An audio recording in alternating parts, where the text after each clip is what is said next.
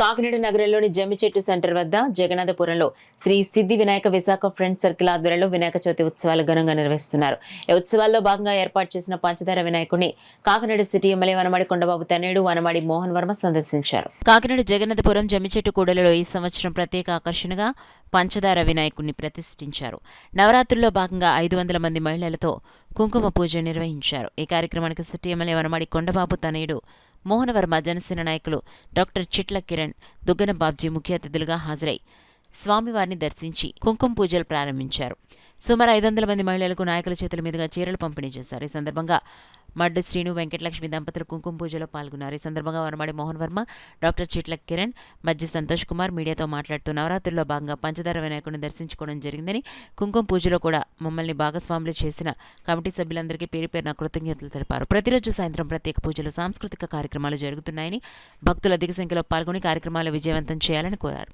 కార్యక్రమంలో మధ్య సత్యప్రసాద్, నలమాటి సురేష్, తోకల దుర్గారావు, పోకల శ్రీనివాస్, దున్న సురేష్, నెరళ్ల శ్రీనివాస్, కనకాల లోకుమార్, వరదా దొరబాబు, మేడా శ్రీనివాస్, గోవింద్ తదితరులు పాల్గొన్నారు. 10వ సంవత్సరం సందర్భంగా ఈరోజు ఇక్కడ కుంకుమ పూజ కార్యక్రమం ఏర్పాటు చేయడం జరిగినది.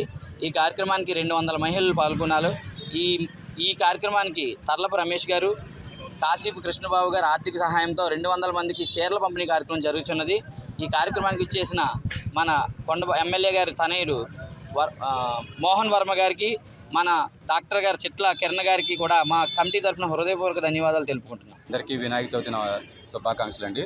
గణపతి నవరాత్రుల్లో భాగంగా ఈ రోజున మన నూకాలమ్మ మాన్యం దగ్గర ఈ కుంకుమార్చన జరగడం జరుగుతుంది. ఈ కుంకుమార్చనలో దగ్గరగా 200 మంది పైగా మాతలు పాల్గొని కుంకుమార్చన చేస్తున్నారు.